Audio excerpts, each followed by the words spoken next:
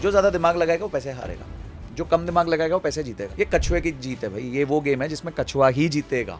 पर धैर्य तो रखना पड़ेगा। धैर्य के बिना तो कोई काम ही नहीं ना। हिंदुस्तान में सबसे टॉप के बंदे हैं, Yes. वो आपसे कह रहे हैं कि उन्होंने आपको सुनने से पहले कभी बजटिंग नहीं करी। मैं ये नहीं कह रहा पैसा कम करो, बजट कम करो, खर्चा कम करो। मैं पहले ये कह रहा हूँ, पहले खर्चा जान तो लो कहाँ जा रहा है। अब अगर एक व्यक्ति को आज अच्छा जीना है और कल उससे भी अच्छा जीना है तो उसको बजटिंग करना पड़ेगा। आज भी आप पढ़ते हैं? आज लोगों को लगता है मैं पढ़ाता हूँ, मैं पढ़ाने से ज्यादा पढ़ता हूँ। तब मैं अगर 1 लाख रुपए का कोर्स ले सकता था या 50,000 का लेता था, तो आज मैं 5 लाख 10 लाख के कोर्स लेता हूँ। चाय का प्याला टपरी पे मिलता है 10 रुपए का, ठीक है, और वही चाय का प्याला मिलता है ताज में 200 रुपए का, 300 रुपए का। ठीक है, चाय तो नहीं बदली, नहीं बदली, उसकी लोकेशन बदल गई। पैसा खर्च करना, बचाना, कमाना, इसके पीछे भागता है, जबकि पैसा आने का कॉन्सेप्ट तो कुछ और है। बिल्कुल, पैसा आने का कॉन्सेप्ट है इनकम बढ़ाना। पैसा बचाना, पैसा निवेश करना is a matter of 30 minutes every month. हम कहते हैं जंगल में सुंदर लड़की चुड़ैल होती है। मतलब आपको कोई ऐसा वादा कर दे जो पॉसिबल ही नहीं है। लोग क्या पैसे को लेके वो सोचते हैं यार इसको बताऊंगा ना, इसको भी पता चल जाएगा, इसके भी पैसे डबल हो जाएंगे। यही अरे होता है। तेरे पैसे आधे होने वाले भाई, यही होता उसके डबल तो छोड़, तेरे आधे हो जाएंगे। वो बताएगा लेकिन फंसने के बाद बताएगा अरे यार मेरे से ये हो गया। उसके पहले सलाह नहीं लेगा। तुम आके 7 बजे लाश की तरह पड़ जाते हो और 4 घंटा तुम नेटफ्लिक्स देख सकते हो, रात को 11 बजे तक। यार एक किताब पढ़ लो, एक कोर्स देख लो। अपने ऊपर कोई मेहनत नहीं करना चाहता सर्वेश जी। और कर दे तो इनकम दुगुना नहीं 4 गुना, 4 गुना हो जाएगा। इनकम का कोई रोक थोड़ी है ना। आज मैं 1 लाख रुपए महीना कमा रहा हूँ, कल मैं 10 लाख भी कमा सकता हूँ। ये कर्ज से मुक्ति कैसे पा सकता है कोई भी? ऋण और रोग, ये 2 चीजें हैं जो इंसान को खत्म कर देती हैं। लोग सोचते हैं कि लोन ले लो, धंधा बड़ा कर लेंगे। नहीं, पहले क्षमता बनाओ, और वही लोन उसको मार देता है। क्योंकि लोन है ना 26 जनवरी को भी काम करता है, 15 अगस्त को भी काम करता है, दिवाली पे भी काम करता है, होली पे भी काम करता है।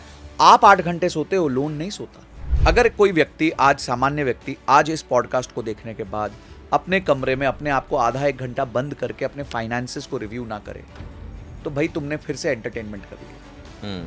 एक ही व्यक्ति है इस दुनिया में जिसको आप बदल सकते हो, वो खुद है। आज हर व्यक्ति बड़े अंधे दौड़ में पड़ा हुआ है। जब वो पैदा होता है उसके बाद से ही वो लगता है कमाने पे, खूब कमाता है लेकिन बचा नहीं पाता। और जब दुनिया से जाता है तो उसे सिर्फ एक अफसोस होता है कि कमाया बहुत हमने लेकिन कुछ नहीं बचाया। क्या आपको पता है कि कमाने से ज़्यादा जो हुनर होना चाहिए वो बचाने का होना चाहिए? और आपको जान के हैरानी होगी कि अगर हम लोग जैसे स्कूल में पढ़ते हैं, अगर कोई टीचर ना मिले तो हमारी एजुकेशन जो होगी वो बेमतलब की होगी। कहने का मतलब कि शायद उसकी कोई मंजिल ना हो। ठीक उसी तरह से जो लोग कमाते हैं और उनकी ज़िंदगी में कोई ऐसा गुरु ना मिले कि कैसे बचाते हैं, तो स्थिति ऐसी ही होती है कि पूरी ज़िंदगी भागेंगे लेकिन पहुँचेंगे कहीं नहीं। तो आज मैं एक ऐसे गुरु के साथ बैठा हूँ जो ना सिर्फ लोगों को बल्कि बड़े बड़े कारपोरेट घरानों को भी ट्रेनिंग देते हैं और ये बताते हैं कि जैसे लोग दिन दूना रात चौगुना बढ़ते हैं तो वो कैसे बढ़ सकते हैं। मैं आपको एक बहुत मज़ेदार बात बताता हूँ और आज मैं इसको प्रमाणित भी करने वाला हूँ कि जो हमारे यहाँ औरतें होती हैं ना, वो फाइनेंस का मैनेजमेंट बहुत तगड़ा जानती हैं। वो कैसे, मैं अभी आपको बताता हूँ। सर बहुत बहुत स्वागत है सबसे पहले तो इस एपिसोड में। बड़ी मुश्किल से आपका समय मिला लेकिन शानदार मिला मुझे। नहीं, thank you so much Sarvesh ji. ये लॉन्ग ड्यू मीटिंग थी हमारी, बस आज दिन आ गया। अच्छा, आज तो मैं पहले ही आपको मैसेज किया था कि मेरा दिन बड़ा शानदार होने वाला है। सर मैं इसको यहाँ से शुरू करना चाहूँगा कि जब नोटबंदी हुई थी तो जो मेरा धोबी था वो भाग के मेरे दिन आया अगले दिन सुबह, और वो बोलने लगा और अपनी पत्नी को गालियाँ देने लगा। मैंने पूछा क्या हुआ भाई?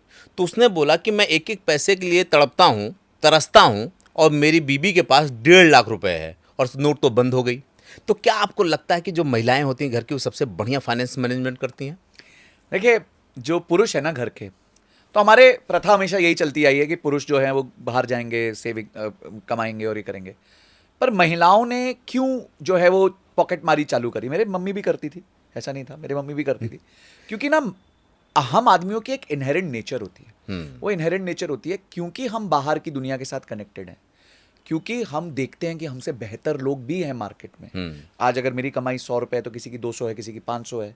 आज मेरे पास अगर होंडा सिटी है तो किसी के पास मर्सिडीज़ है, किसी के पास रोल्स रॉयस भी है।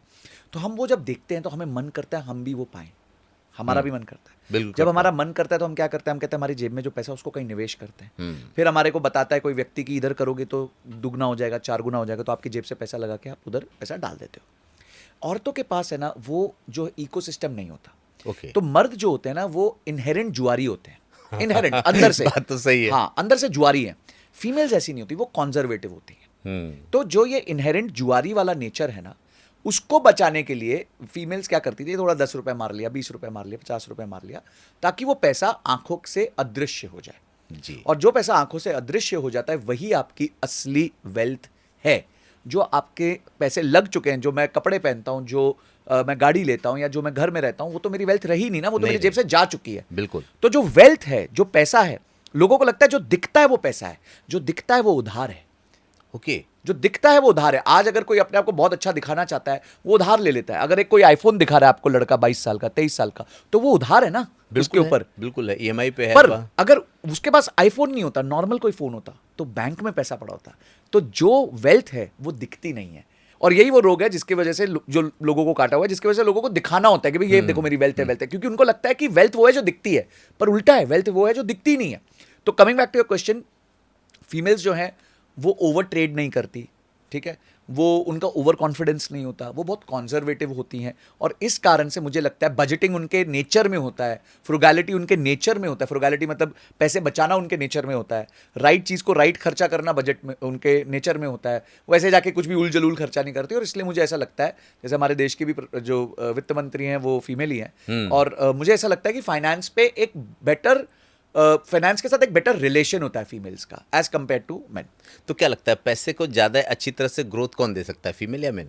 देखिए, ऐसा मतलब कोई ऐसा स्टेटिस्टिकली प्रूवन नहीं है कि फीमेल्स ये करती हैं। मजेदार बात आपको बताता हूं कि अमेरिका में एक रिसर्च की गई, जो भी फीमेल लेड कंपनीज है, मतलब जो भी कंपनीज हैं जिनमें फीमेल टॉप पे, जैसे इंद्रानी नुई है, वो पेप्सिको की चेयरपर्सन है। हाँ। तो ऐसे ही बहुत कम कंपनीज हैं जिसमें लेडीज टॉप पे हैं, जिसमें वो लीड करती हैं।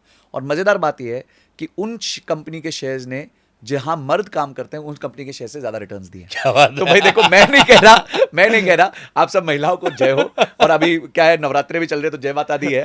तो जो फीमेल्स हैं, वो स्टेटिस्टिकली प्रूवन है कि जब वो कंपनीज को भी लीड करती हैं, तो वो एक मर्द जो लीड करता है उससे ज्यादा शेयर होल्डर्स को वैल्यू क्रिएट करती है। तो क्या यही वजह है कि जो इस तरह के डिपार्टमेंट होते हैं ना, जैसे एचआर देख लीजिए, वहाँ महिलाओं को रखा जाता है कि फ्रंट पे रखा जाता है कि कंपनी स्मूथ रहेगी और कोई लड़ नहीं पाएगा।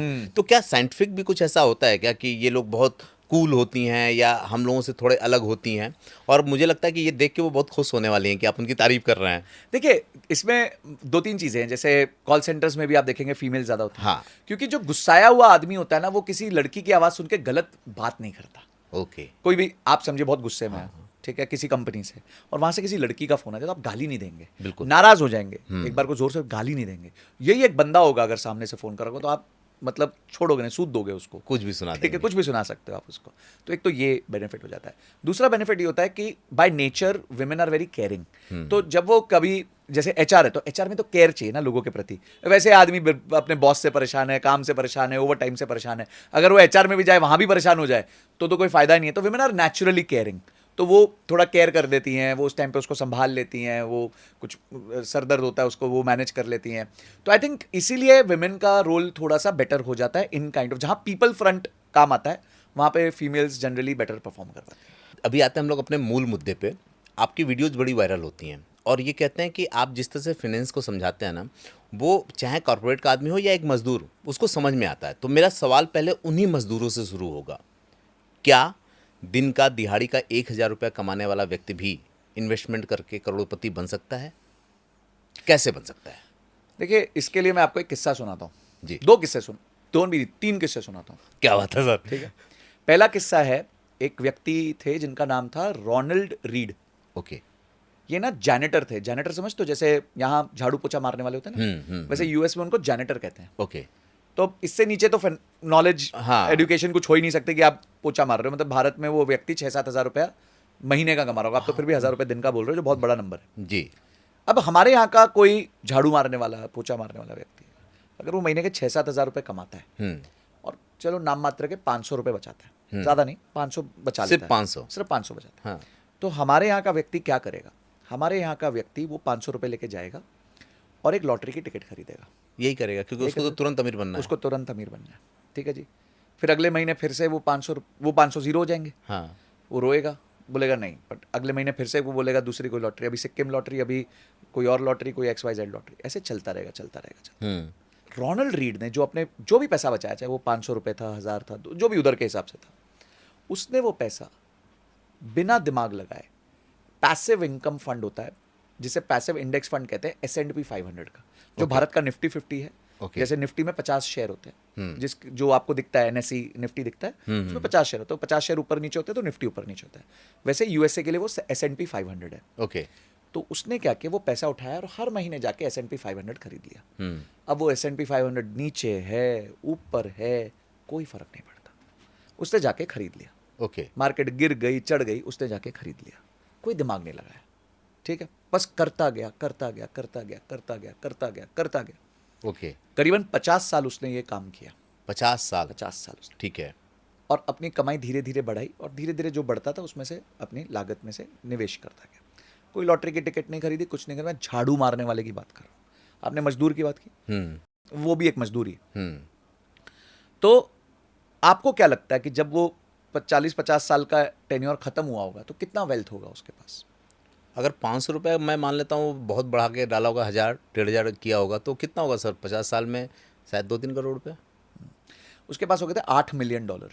$8 मिलियन। $8 मिलियन, जो आज के वैल्यू टर्म्स में 64 करोड़ रुपए। एक सफाई कर्मी ने। यस, ये आज भी हो सकता है। ये आज भी हो सकता हिंदुस्तान के सफाई कर्मी के साथ है, बिल्कुल हो हो सकता सकता है। मैं अभी बताता रहूंगा, आप चिंता मत करो, आपको ऐसे ऐसे किस्से दूंगा जो आप बिल्कुल शॉक्ड हो जाओगे। तो उसने क्या किया, दिमाग नहीं लगाया। हाँ। और इन्वेस्टमेंट्स में जो ज्यादा दिमाग लगाता है वो पैसे हारता है। जो Okay. आपने बात की ना मेल्स की, कि मेल क्यों पैसे हारता है, वो इसलिए हारता है क्योंकि वो ज्यादा दिमाग लगाता है। ओके। जो ज्यादा दिमाग लगाएगा वो पैसे हारेगा, जो कम दिमाग लगाएगा वो पैसे जीतेगा, वो बनाएगा। ये कछुए की जीत है भाई, ये वो गेम है जिसमें कछुआ ही जीतेगा। खरगोश कितना भी उछल ले, जीतना कछुए ने। मतलब धैर्य तो रखना पड़ेगा। धैर्य के बिना तो कोई काम ही नहीं ना। अब हमारे वाला व्यक्ति 500 रुपए की लॉटरी खरीदे जा रहा है, वो 500 रुपए से S&P 500 देश की उनके 5 सबसे बड़ी 500 कंपनियों में निवेश कर रहा है म्यूचुअल फंड के थ्रू। ठीक है, अब ये एक एग्जाम्पल हो गया। एक एग्जाम्पल है, एक लेडी एबॉट में काम करती थी, एबॉट करके फार्मा कंपनी है। ओके। उसने एक बार एबॉट के बहुत पहले 1930s 40s में, बहुत पुरानी कंपनी है, एक बार करीबन $250 के शेयर खरीदे। ओके। ठीक है, बस रखे, खरीद लिया, रख दिया। उन्होंने, मैडम ने कुछ नहीं किया, ना खरीद आगे फर्दर खरीदे ना फर्दर बेचे। वो करीबन $250 50 साल बाद आपको क्या लगता है कितना हो गया होगा? सिर्फ $250। ऐसे तो $250 मतलब कितना हुआ आज? 15-16 हज़ार रुपए। वो हो गया $3 मिलियन। ओके। क्या दिमाग लगाया? कुछ नहीं, पैसे तो बन गए। हाँ। तो वेल्थ जो है ना वो लॉन्ग टर्म में क्रिएट होती है, शॉर्ट टर्म में नहीं क्रिएट होती। और हमारे यहाँ जो भी मुझसे प्रश्न पूछेगा वो पूछेगा कि सर मैं कल कैसे पैसे बना लूँ, मैं महीने का 10% कैसे निकाल लूँ रिटर्न। अरे अगर वो निकाल सकते तो मुकेश अंबानी भी निकाल रहे होते ना। वो तो साल का 12% निकालते हैं, 4 लाख एम्प्लॉय लेके बैठे हुए हैं। अगर उनको आता होता महीने का 10% निकालना तो वो भी निकाल रहे होते। बिल्कुल सही बात है, उनके पास तो पैसा ही पैसा है। उनके पास तो पैसा ही पैसा, वो धंधा छोड़ते, हाँ। बोलते चलो अपन पैसा लेते हैं और इस पैसे को अपन स्टॉक मार्केट में डालेंगे, इसी से हम जो है साल का एक डबल करते रहेंगे पैसा। पॉसिबल ही नहीं है। तो ये जो एग्जाम्पल्स है ना, ये आपको धैर्य देते हैं, ये आपको बताते हैं कि जितना काम आप धैर्य से इसमें रिटर्न्स बना सकते हो ना, कभी भी आप शॉर्ट टर्म में नहीं बना सकते। आपने सर स्टॉक मार्केट की बात की, आज जिसको देखिए छोटा बड़ा या जो बहुत कुछ जानता है नहीं जानता, वो सब लोग कहते हैं कि हम इस स्टॉक मार्केट की तरफ जा रहे हैं, हम ट्रेडिंग कर रहे हैं। जबकि सेबी ये कहती है कि 99% लोग अपना 99% पैसा गवा देते हैं शुरुआत में। तो क्या सच में ये स्टॉक मार्केट का गेम इतना आसान है पैसा बनाना इसमें? देखो आसान है, पैसा बनाना बहुत आसान है। स्टॉक मार्केट में पैसा बनाना सबसे आसान है, आपको दिमाग नहीं लगाना। ओके। अगर आप दिमाग लगाओगे तो पैसा नहीं बनाओगे। ये बड़ी आप बोलोगे अजीबो गरीब चीज़ है सर, फाइनेंस में तो बहुत दिमाग लगता है। बिल्कुल नहीं, बिल्कुल दिमाग नहीं लगता, बिल्कुल दिमाग नहीं लगता। प्लान लगता है, पेशेंस लगता है, 2 चीज़ें लगती हैं। अभी अगर एक व्यक्ति को आज से 5 साल बाद 10 लाख रुपए चाहिए, ठीक है, तो वो उसके हिसाब से एक प्लान बनाएगा कि मैं कहाँ पे डालूंगा और कितना डालूंगा। उसके बाद उस प्लान को छेड़ने की कोई ज़रूरत नहीं है, बस लगे रहने दो। Let compounding do its job. भाई आप पेड़ लगाते हो, पेड़ उगाते हो, तो क्या पूरा टाइम खुरपी लेके बैठे रहते हो या पूरा टाइम उस पर पानी डालते रहते हो? आप तो एक बार खुरपी लेते हो, बीज डालते हो, करते हो, हल्का सा पानी डालते हो, फिर सूरज अपना काम कर रहा होता है। बिल्कुल। तो सूरज इज कंपाउंडिंग। तो जो कंपाउंडिंग है ना, वो अपना काम करे, इसके लिए आपको उसको डिस्टर्ब नहीं करना है। आप उसको डिस्टर्ब करे जा रहे हो। भाई एक व्यक्ति नींद अच्छी कैसे आएगी जब उसको बिल्कुल स्लीप सोने मिलेगी, देंगे, 7-8 घंटे की अच्छी स्लीप मिलेगी, हर 2 घंटे बाद जागना, अरे जागना, तो उसकी कैसी नींद होगी? टूटी हुई नींद होगी। इसी तरीके से अगर आपको अपनी वेल्थ बढ़ानी है तो वेल्थ को डिस्टर्ब मत करो। मार्केट ऊपर होगी, नीचे होगी, जैसे नींद कभी खुल जाएगी, कभी कम हो जाएगी, कभी डीप स्लीप होगी, कभी नहीं डीप स्लीप होगी, बट फिर भी स्लीप तो स्लीप होगी, बिल्कुल होगी। एक 8 घंटे की नींद तो मिलेगी उसको। इसी तरीके से आप जब स्टॉक मार्केट में होते हो, स्टॉक मार्केट में निवेश करके भूलना is the only way to make money. अब ये 99% लोग कर नहीं पाते, इसलिए वो पैसा हारते हैं। यहाँ तो बैंक में भी जाते हैं लोग जमा करने, सेविंग करने से पहले ये पूछते हैं कि क्या मुझे बीच में जरूरत पड़ेगी तो हम निकाल सकते हैं क्या। तो जिस प्लान में निकालने की गुंजाइश होती है ना, हाँ। लोग उसी में डालते हैं और बाद में कहते हैं कि सेविंग करने से कोई फायदा नहीं होता। देखिए मैं आपको बताता हूं, जब तक आप लाइफ के हर चीज के लिए एलोकेशन नहीं करोगे, आप हमेशा कंफ्यूजन में रहोगे। आपको जरूरत पड़ने पे निकालना है, उसके लिए एक अलग फंड रख दो ना। अगर जरूरत पड़ने पे निकालना, जिसे हम इमरजेंसी कहते हैं, तो उसके लिए एक अलग फंड रख लो। भाई आपके खर्चे हैं महीने के 50,000 रुपए, 3 लाख रुपए 4 लाख रुपए साइड में रख लो एक एफडी में। पर इन्वेस्टमेंट्स को क्यों तोड़ना है? इन्वेस्टमेंट्स को तोड़ने की जरूरत नहीं है आपको। आप अपना वो फंड तोड़ो अगर कल को आपको आवश्यकता पड़ती है तो। अच्छा सर, मुझे बताइए ना, थोड़ा सा हम लोग और इसको सरल करते हैं। एक आदमी 15-20 हज़ार रुपये महीना कमाता है, वो अपने बजट का प्लान कैसे कर सकता है? वो कैसे बचा सकता है? क्योंकि अमूमन सबकी मानसिकता ये होती है कि जितना पैसा आता है वो तो चला ही जाता है। तो वो क्या उसमें से बचा सकता है? कोई प्लान कर सकता है क्या? क्योंकि हर आदमी जो देख रहा होगा ना, वो सोचेगा ये तो समझ नहीं आ रहा, लेकिन मुझे ये बताओ कि मेरी 25,000 सैलरी है, मैं इसमें पैसा कैसे बचाऊं? कल क्या हुआ, कल नहीं एक्चुअली 4 दिन पहले मुझे एक लिंक्डइन पे मैसेज आया। हाँ। एक बहुत बड़ी एम्बेसी, मतलब एक बहुत बड़े देश की इंडियन एम्बेसी के बहुत सीनियर व्यक्ति का। हाँ। तो एम्बेसी में क्या होता है, अगर 100 लोग काम करते हैं तो 10 गोरे होते हैं, 90 भारत लोकल ही होते हैं, भारत के होते हैं। तो वो बहुत सीनियर व्यक्ति, बहुत सीनियर। तो उन्होंने मेरे को मैसेज किया, I want to meet you. Okay. तो मैं लगा देखो बहुत सीनियर है तो चलो मिलते हैं। हाँ। तो उन्होंने मुझे इनवाइट किया, बढ़िया एकदम, और बोलते देखो संजय जी, मैं ना फाइनेंस का बंदा हूँ। अच्छा, उन्होंने आपसे बोला? हाँ, मैं बैंक में रह चुका हूँ, हम्म। मैंने लोगों को लोन डिसबर्स किए हैं, कंपनियों को लोन डिसबर्स किए हैं, यहाँ मैं बहुत सुपर सीनियर पोजीशन पे हूँ, मतलब जो भारतीय रैंक के लोग हैं उनमें नंबर 1 हूँ। और आज तक मैंने अपनी ज़िंदगी में आपको सुनने से पहले कभी बजटिंग ही नहीं करी। अच्छा, मतलब जो फाइनेंस के बंदे हैं, हिंदुस्तान में सबसे टॉप के बंदे हैं, Yes. वो आपसे कह रहे हैं कि उन्होंने आपको सुनने से पहले कभी बजटिंग नहीं करी। नहीं करी। अच्छा। और वो कहते मैं स्तब्ध हो गया। और जब उन्होंने बजटिंग करनी चालू करी सर्वेश जी, तो बोलते बजट में एक आइटम आया, यूपीआई। ओके। UPI payments. हाँ, जो आजकल हर कोई यूज़ कर रहा है। बोलता है मैंने पिछले महीने 14,000 की यूपीआई पेमेंट्स करी हैं, बोलते मेरे को पता ही नहीं कहाँ करी है। अब आप सोचो, मैं अभी किसकी बात कर रहा हूँ? भारत के टॉप 0.1% लोगों की में से एक व्यक्ति की बात कर रहा हूँ। उन्होंने बोला मैंने अपनी वाइफ के साथ डिस्कस किया और हमने दोनों बैठे और ये 14,000 का खर्चा निकला, हमें तो याद ही नहीं कहाँ गया। अब आप सोचो, एक व्यक्ति 14,000 रुपया महीना खर्च कर गया, उसको पता भी नहीं कहाँ गया। और वो यही बात बोले संजय जी आपकी बात सही है कि मैं ये नहीं कह रहा पैसा कम करो, बजट कम करो, खर्चा कम करो, मैं पहले ये कह रहा हूं पहले खर्चा जान तो लो कहां जा रहा है। सर्वेश जी नहीं जानते। ये तो मैं भारत के टॉप 1% जिसका 0.1%, मतलब आप समझो 1 लाख में से एक आदमी होगा, ये आदमी इतना सीनियर है। और जो इसी का मास्टर आदमी है उसको खुद नहीं पता कि उसके बटुए में छेद हो गया। यस। तो अब मैं क्या हम आदमी से डिस्कस करूं बताओ।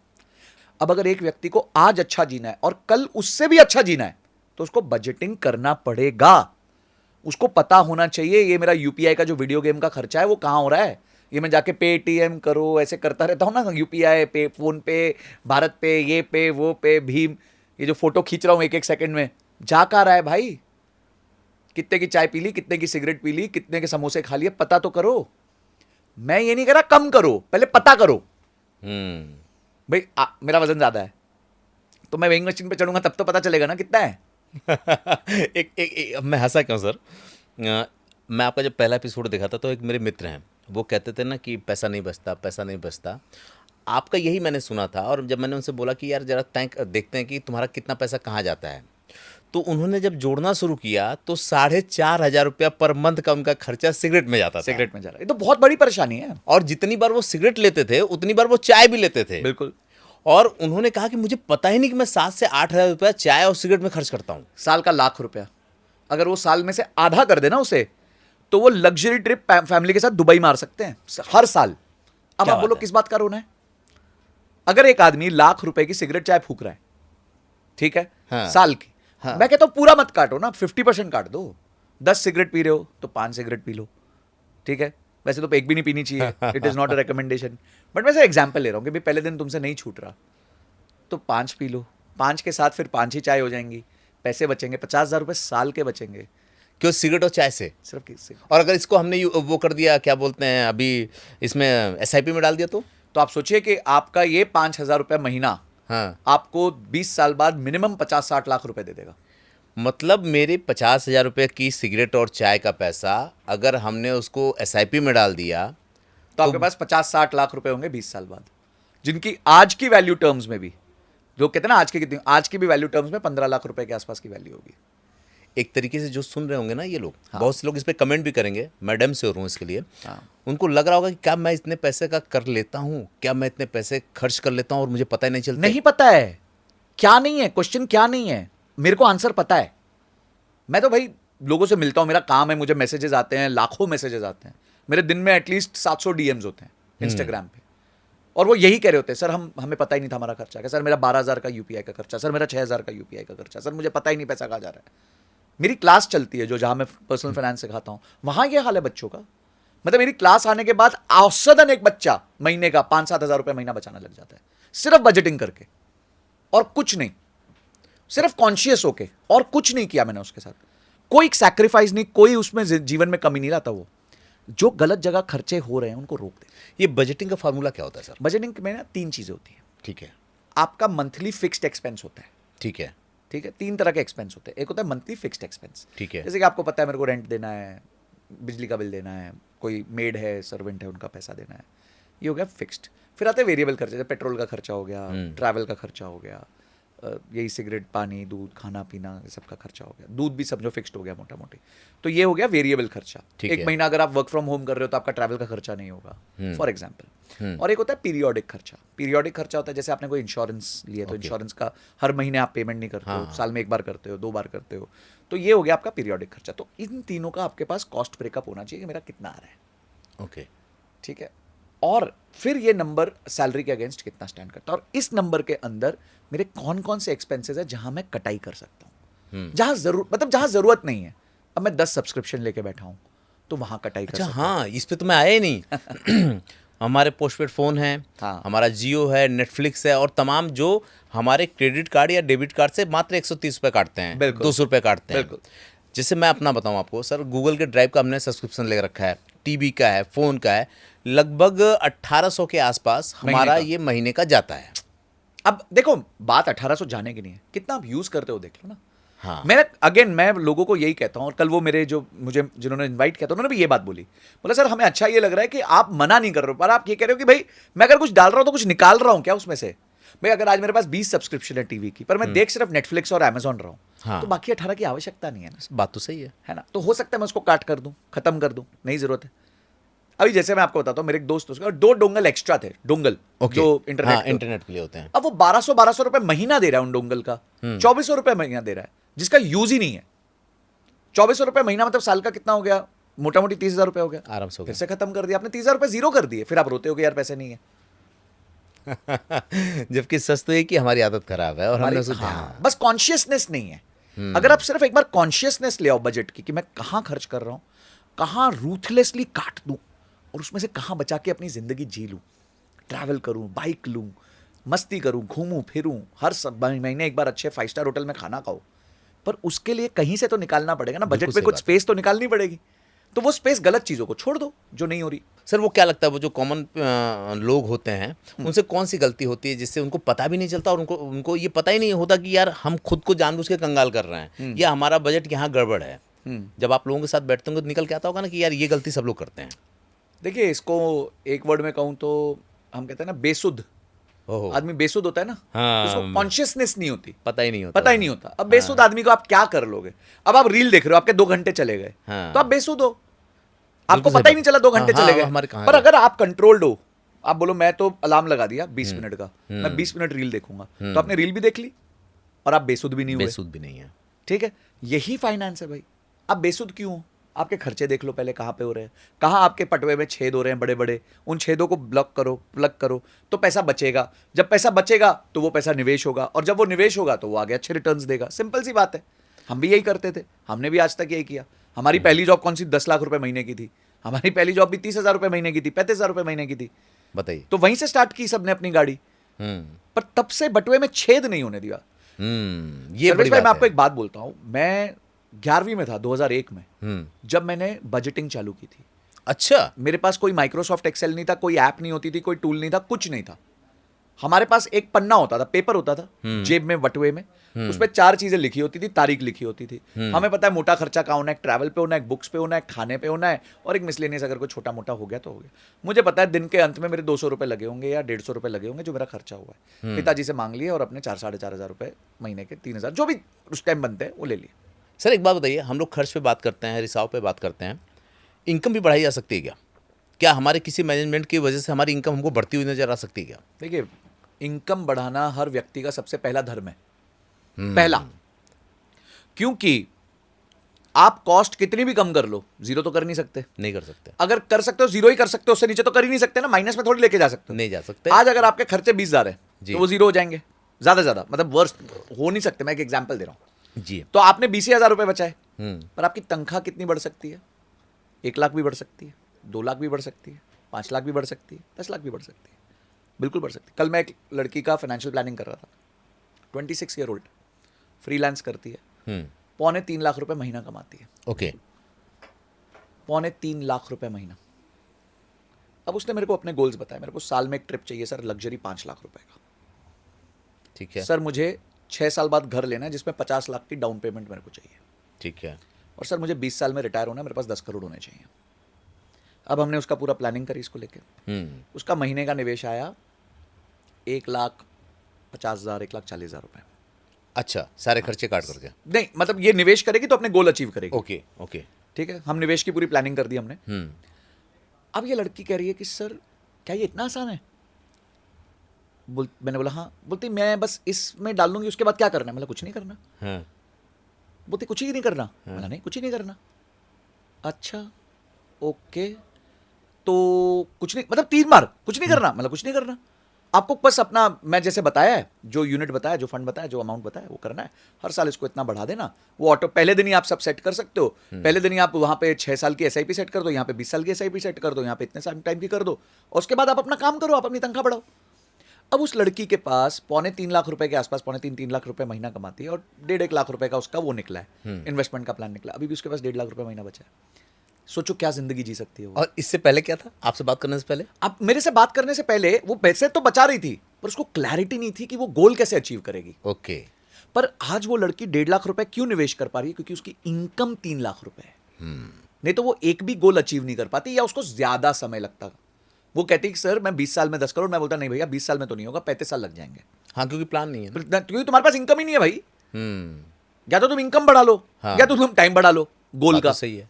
या सर मेरे को रिटायर होना है, जल्दी होना है, ठीक है, तो इनकम ज्यादा लाओ ना भाई। मार्केट ज्यादा रिटर्न नहीं देगी, मार्केट तो उतना ही रिटर्न देगी। और ओके। मार्केट ने अगर ज्यादा रिटर्न दे दिया, वो आपकी खुशनसीबी है, आप ये मान नहीं सकते। कभी वो स्ट्रिक्ट पापा होते थे ना घर पे, कि भाई अगर वो, जैसे मैं देख रहा था मूवी कौन सी, वो दंगल, हाँ। तो वो बोली थी ना कि पहली बार मेरे फादर के मुंह से निकला शाबाश बेटी।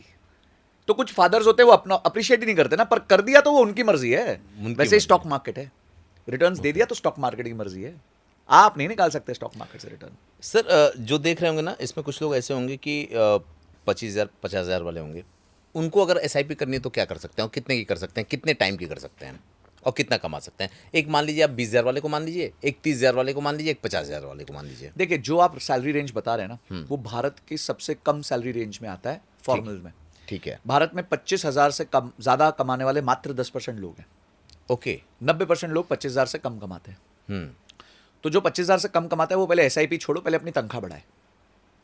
ओके। अभी एसआईपी में मत फोकस करो, क्योंकि एसआईपी में आप कुछ डालोगे तो वो अगले साल डबल नहीं होगी। पर अगर आप एक अच्छा कोर्स कर लोगे ना, आपकी सैलरी डबल हो जाएगी अगले साल। सैलरी डबल होने में प्रॉब्लम नहीं है, रिटर्न्स डबल नहीं होते।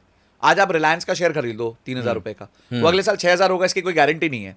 वो डूब भी सकता वो है। डूब भी सकता है, डूबेगा नहीं तो चलो इतना नहीं होगा, 6,000 नहीं होगा, 3,000 का 3.5 हो जाएगा, ऐसा कुछ हो जाएगा, वो भी पक्का नहीं है।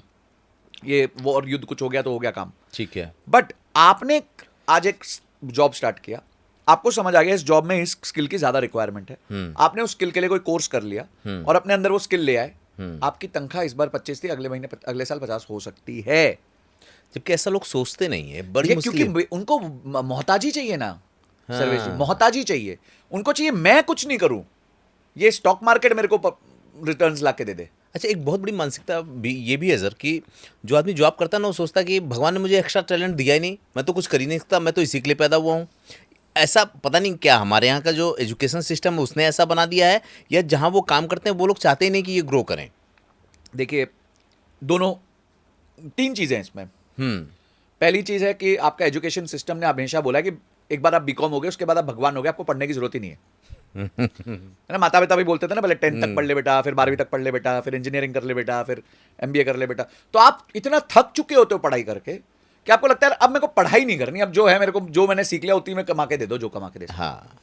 तो आपको अपने ऊपर निवेश नहीं करना है, ना अपने दिमाग पे करना है, ना अपने ऊपर निवेश करना है। मैं जब से जॉब में आया हूं सर्वेश जी, आज तक जो मेरी कमाई होती है उसका 5 से लेकर 10% अपने कोर्सेज करता हूं मैं। अच्छा, आज भी आप पढ़ते हैं? आज भी, आज लोगों को लगता है मैं पढ़ाता हूं, मैं पढ़ाने से ज्यादा पढ़ता हूं। तब मैं अगर 1 लाख रुपए का कोर्स ले सकता था या 50,000 का लेता था, तो आज मैं 5 लाख 10 लाख के कोर्स लेता हूं और सीखता हूं कि मैं कैसे मेरे काम के लिए, जो मेरे काम के लिए जरूरी है वो चीजें सीखता हूं मैं।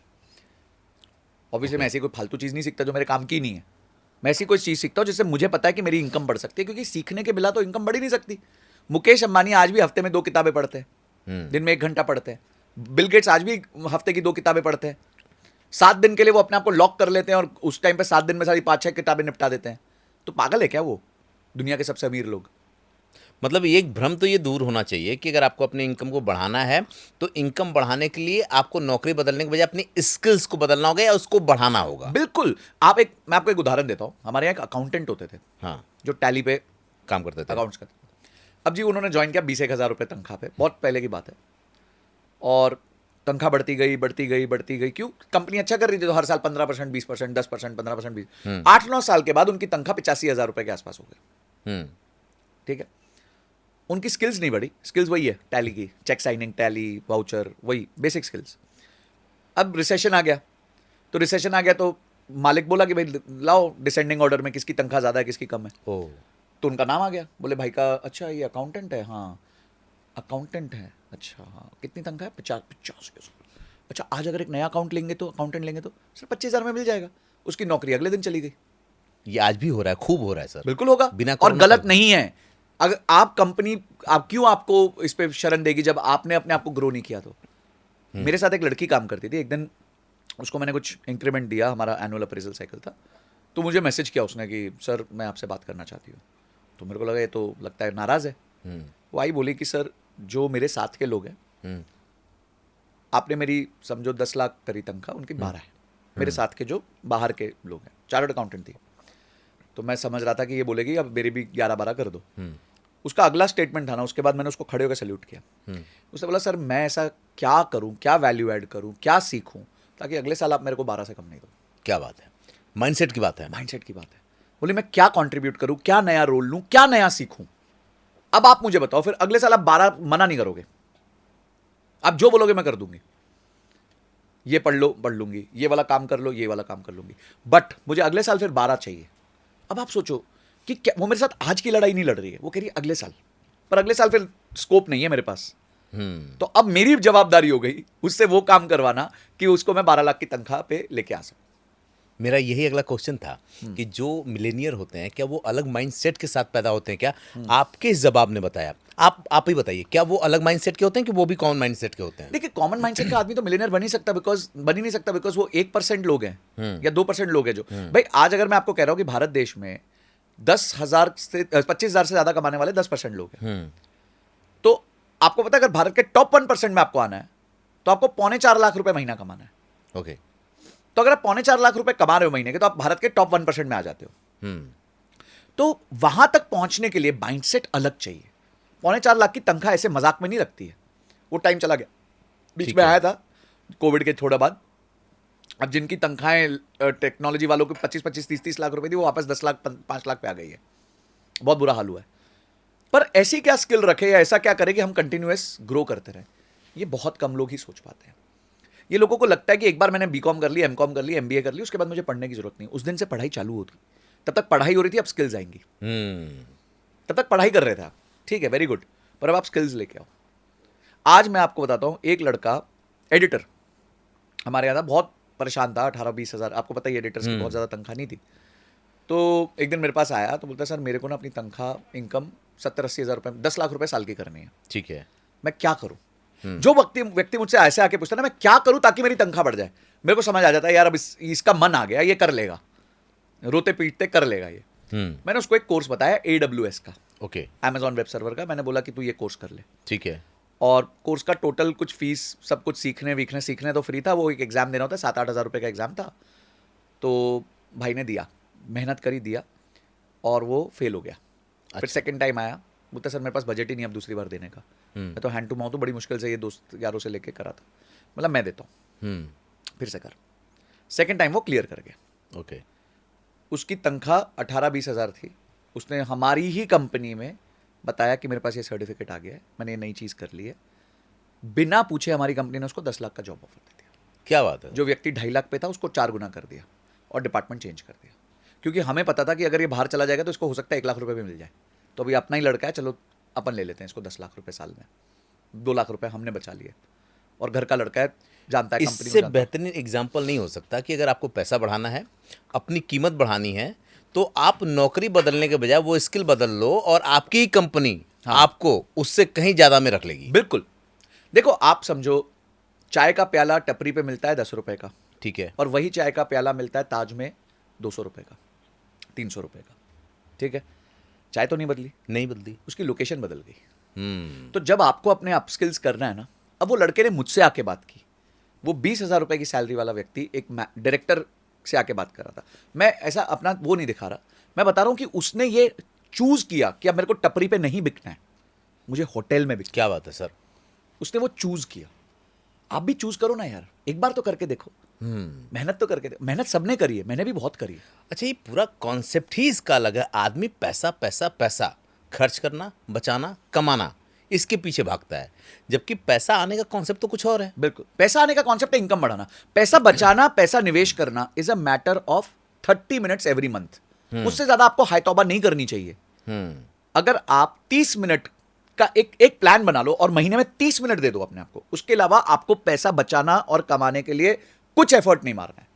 ये जो आप रोज सोचते हो ना कि मैं स्टॉक मार्केट में बैठ जाऊं, मैं ट्रेडिंग कर दूं, मैं बटन दबा दूं, मैं कलर कर लूं, मैं कोई गेम खेल लूं, कुछ कर लूं, ये आपको नुकसान दे रहा है। आप एक प्लान बनाओ, जैसे मैंने कल लड़की का बताया, उसे भरोसा ही नहीं हुआ कि मैं ये करूंगी तो मेरे पैसे बन जाएंगे। मैंने बोला हाँ, बोलती आर यू श्योर? बोला हाँ मेरे बने हैं भाई, तेरे भी बन जाएंगे। तो आप सोचो कि लोगों को विश्वास नहीं होता कि ये एक ऐसी जगह है जहां पे कम से कम मेहनत से बेहतरीन रिजल्ट मिलेगा, और दूसरी जगह है जहां ज्यादा मेहनत करनी है, वहां वो मेहनत नहीं कर रहे, और जहां मेहनत नहीं करनी है उधर बहुत मेहनत कर रहे हैं। माइंडसेट का वही गेम है। अच्छा सर, आप कहते हैं ना कि 40 साल से पहले आदमी करोड़पति बन सकता है। बिल्कुल बन सकता आप फार्मूला भी बताते हैं। बिल्कुल। कैसे बन सकता है? देखिए, 40 साल से पहले अगर आप 20 साल 22 साल की उम्र से निवेश करें, अपनी इनकम को ग्रो करें, आपको 2-3 चीजें ही करनी है लाइफ में। अपनी इनकम को सालाना, पहले मैं कहता हूं जैसे पहले 6 साल में सर्वेश जी, मेरी इनकम 6 गुना ग्रो की। ठीक है। 6 साल में 6 गुना। ठीक है। इसका मतलब है सालाना मैं 30-30% से ग्रो किया मेरा इनकम। ठीक है। ठीक है। इन्फ्लेशन साल की ग्रोथ है 7% से, तो इन्फ्लेशन ग्रो हुई 7% से और मैं ग्रो हुआ 30% से, तो गैप आ गया। बिल्कुल आ गया। अब वो गैप का मैं क्या करूंगा? निवेश करूंगा। मैंने उस गैप को निवेश किया। दूसरा है, मैंने अपनी जो चीजें उस टाइम मुझे चाहिए थी, ठीक है, मैं हमेशा कहता हूं freedom over lifestyle. Okay. Freedom over lifestyle. मेरे दोस्त थे, उन्होंने मर्सिडीज खरीदी, मैं भी खरीद सकता था, मैंने होंडा सिटी खरीदी, तो मेरे पैसे बच गए, वो पैसे निवेश हुए। उन्होंने लाइफस्टाइल खरीदी, मैंने फ्रीडम खरीदी। आज वो मैं अच्छी तनख्वाह के बाद भी स्ट्रगल करते हैं, और मैं बिना तनख्वाह के भी राजा की तरह जीता हूं। क्यों? क्योंकि उन्होंने उस टाइम फ्रीडम को नहीं चुना, लाइफस्टाइल को चुना। तो आपको भी अगर फ्रीडम चाहिए लाइफ में, जो सबसे मूल्यवान चीज़ है, पूरी हमारे देश की कितने महात्मा गांधी जी और बाकी सब क्यों शहीद हुए? फ्रीडम के लिए। तो आप थोड़े टाइम तो शहीद हो जाओ यार, 10 साल 15 साल तो शहीद हो जाओ, तो आप आराम से फ्री हो जाओगे 35-40 की उम्र तक। बिल्कुल हो सकते हो, कोई प्रॉब्लम नहीं है इसमें। अच्छा, जो निवेश करना चाहते हैं वो कैसे डिसाइड करें कौन सा वो सही है निवेश, कौन सा सही नहीं है, या किस में पैसा डालना ठीक है, किस में डालना नहीं ठीक है? देखिए, प्लानिंग आपका काम नहीं है, ओके। ठीक है? आप प्लानिंग कराइए प्लानर से, जिसका ये काम है। जैसे मैंने बताया, वो लड़की मेरे पास आई तो उसका हमने एक प्लान किया, ठीक है? उसके बाद उसको एग्जीक्यूट करना आपका काम है। अगर मेरे को अपना वजन कम करना है, मैं डाइटिशियन के पास जाऊंगा ना, खुद तो डाइट करूंगा नहीं। वो डाइटिशियन मुझे 10 चीजें बताएंगी, पर करना तो मुझे है ना भाई। अगर डाइटिशियन ने 10 चीजें बता दी, उससे मैं पतला नहीं होऊंगा, करने से मैं पतला होऊंगा। इसको बहुत इजी भाषा में समझें कि भाई घर तो आपको चाहिए, बनवाना तो है, हाँ, लेकिन घर का नक्शा कैसा होगा ये आप नहीं बना पाएंगे। हाँ, उसके लिए तो एक्सपर्ट के पास जाना बिल्कुल, पड़ेगा, हाँ, वरना फिर घर टेढ़ा मेढ़ा बनेगा। टेढ़ा मेढ़ा बनेगा, बिल्कुल सही है। यानी कि अगर आपने अपनी बॉडी के लिए स्पेसिफिक कोई एक्सरसाइज करना चाहते हैं और कॉमन एक्सरसाइज यूट्यूब पे देख के कर रहे हैं तो फिर बॉडी को नुकसान होगा। नुकसान, देखो मैं आज तक लोगों को लोग का पहला क्वेश्चन क्या होता है? सर कौन सा म्यूचुअल फंड खरीदूं, हाँ। कौन सा स्टॉक खरीदूं? यही होता है। हाँ। सबसे गलत क्वेश्चन है ये, इस अच्छा। दुनिया का सबसे फालतू थर्ड ग्रेड क्वेश्चन है ये। यूट्यूब पे भी ये गूगल पे भी सबसे ज्यादा यही सर्च किया जाता क्योंकि है, ये कौन सा? मोहताजी है ना, ये तो मोहताजी है कि कोई मेरे को बता दे, सर्वेश जी आप बता दीजिए, कोई तो स्टॉक बता दीजिए, तो मैं तो आपका मोहताज हो गया ना। हाँ। क्वेश्चन ये नहीं होना चाहिए। क्वेश्चन ये मेरा गोल क्या है, ओके। मुझे 3 साल बाद कितना पैसा चाहिए, 5 साल बाद। जैसे उस लड़की ने मुझे बोला, सर 6 साल बाद मुझे एक घर खरीदना है, जिसके लिए मुझे 50 लाख का डाउन पेमेंट चाहिए। तो मैं कितना पैसा आज डालूं, आज से डालूं अगले 6 साल तक? सर मुझे 10 साल बाद, 20 साल बाद 10 करोड़ का रिटायरमेंट कॉर्पस चाहिए, मैं कितना पैसा? उसका क्वेश्चन बहुत अच्छा था, और वो उसका क्वेश्चन नहीं था। जब हम प्लानिंग में बैठे ना, हम उससे वो क्वेश्चन पूछते हैं, हम गोल सेट करवाते हैं लोगों का। तो पहले करो गोल किस लिए निवेश कर रहा हूं, शौकिया निवेश कर रहा हूं या कोई पर्पज है निवेश का? देखिए, बच्चों की फीस होती है, आपकी शादी होती है, गाड़ी होती है, घर होता है, वेकेशन होती है, और उसके बाद रिटायरमेंट होती है। ये बड़ी बड़ी चीजें हैं, इनके अराउंड आपको गोल्स बनाने हैं, और गोल्स के साथ आपको इसमें निवेश करना है। अब वो गोल के हिसाब से हम बताते हैं कि कहां निवेश करना है। अगर आपका गोल छोटा है, 3 साल का है, तो हम बोलेंगे इक्विटी में ज्यादा निवेश मत करो, मार्केट वॉलेटाइल है, ऊपर नीचे हो सकता है। पर अगर आपका गोल 20-25 साल का है कि सर 25 साल बाद रिटायर होना, 10 करोड़ रुपए चाहिए, तो बहुत बढ़िया, फिर हम इक्विटी में ज़्यादा पार्टिसिपेट करेंगे, स्मॉल और मिड कैप में ज़्यादा पार्टिसिपेट करेंगे। हाँ, ये बिल्कुल सही कह रहे हैं आप, क्योंकि कई बार क्या होता है ना, हम जाते हैं बैंक वाले के पास, हम पूछते हैं वहाँ पे जो डिपार्टमेंट होता है कि भैया हम कहाँ पैसा लगा दें, हमारे पास तो 500 रुपया है, हाँ। आप बताओ हम कहाँ डाल दें। कोई गया, हमारे पास तो महीने का 5,000 रुपया है, ये बताओ कि हम कहाँ डाल दें। वो अपने मतलब लोगों को लगता है कि बैंक वाला ये बता रहा है कि मेरा फायदा होगा, लेकिन उसको इन्वेस्टमेंट करवा करके अपनी जहां चीज़ उसको को- सबसे ज़्यादा कमीशन मिल रही है। हाँ। अभी मैं आपको बताता हूँ, मेरे पास एक व्यक्ति आए, हाँ। बहुत अच्छा बिजनेस है उनका, उन्होंने पर्सनल इन्वेस्टमेंट चल रही थी, राउंड अबाउट उनका पोर्टफोलियो 18 करोड़ रुपए का। ओके। और मैंने बोला कि आपने कैसे डिज़ाइन किया, क्या पर्पज़ है, क्या गोल है? तो उनके पास एक भी जवाब नहीं था। अब पैसे बहुत कमा रहे हैं, महीने का 30-30 लाख रुपए कमा रहे हैं, ठीक है, बिजनेस बहुत अच्छा चल रहा है, तो डाले जा रहे हैं। मतलब किसके थ्रू डाल रहे हो? तो बोलते एक मेरा दोस्त है, वो मेरा म्यूचुअल फंड का डिस्ट्रीब्यूटर भी है। मैंने बोला जरा मेरे को एक बार पेपर दो, कौन सा? समझ गया। और मैंने सर पकड़ लिया, उन्होंने करीबन 35 म्यूचुअल फंड्स में पैसा डाला हुआ है। अच्छा।